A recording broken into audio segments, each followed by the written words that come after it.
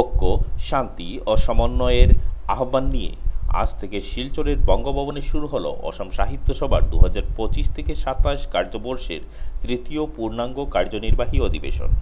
দুদিনব্যাপী এই বর্ণাঢ্য আয়োজনের সূচনা হয় কাছাড় জেলা সাহিত্য সভার সভাপতি ডক্টর যোগেশ্বর বর্মনের হাতে পতাকা উত্তোলনের মধ্য দিয়ে। অধিবেশনের আনুষ্ঠানিক উদ্বোধন করেন আসাম সরকারের মন্ত্রী ও সভার কার্যনির্বাহী সভাপতি কৌশিক রায়। উদ্বোধনের সূচনায় প্রতিধ্বনিত হয় জুবিন গার্গের জনপ্রিয় গান মায়াবিনী। আর অতিথিবৃন্দ শ্রদ্ধা জানান ডক্টর ভূপেন হাজারিকা, কালিকা প্রসাদ ভট্টাচার্য ও জুবিন গার্গকে। সভাপতি ডক্টর বসন্ত কুমার কুৎস্বামীর সভাপতিত্বে অনুষ্ঠিত কার্যনির্বাহী বৈঠকে প্রকাশিত হয় বরাক বৈভব স্মারকগ্রন্থ, আসাম সাহিত্য সভার পত্রিকা ও বার্তা। প্রকাশ করেন পুলিশ সুপার নোমাল মাহাতো, শিলচরের বিধায়ক দীপায়ন চক্রবর্তী, উপসভাপতি পদুম রাজখোয়া, রেজিস্ট্রার ডক্টর মধুর্য মণ্ডিত বড়ুয়া এবং গবেষক doctor Anil Saikia.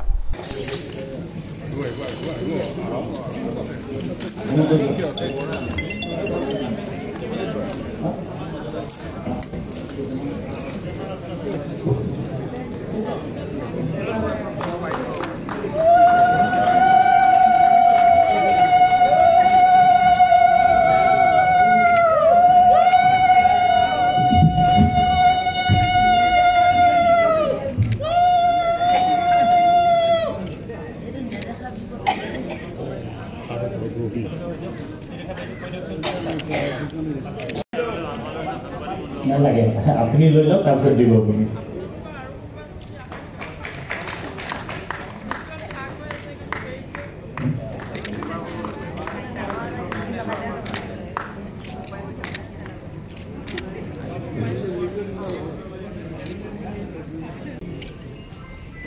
Sound play করে দিব।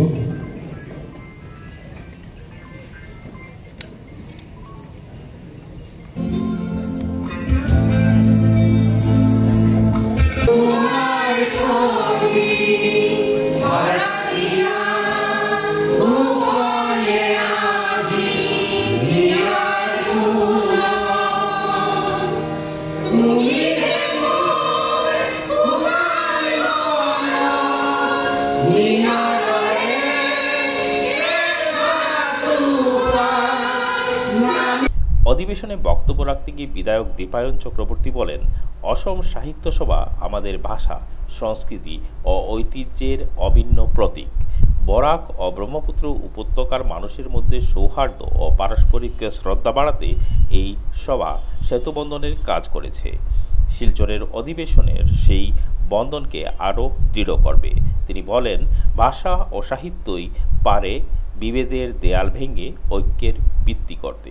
অসম সাহিত্য সভাৰ তৃতীয় কাৰ্যনিৰ্বাহক অধিৱেশন আমাৰ শিলচৰত হৈ আছে। এইটো এটা হিষ্টৰিকেল পদক্ষেপ।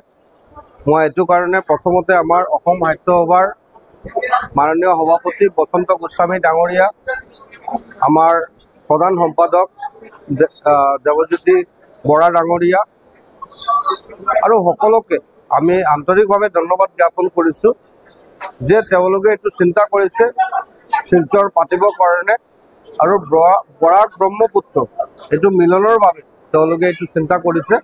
আৰু আজি আৰু অহাকালি 11-12 অক্টোবৰত এই অধিৱেশন হ'ব।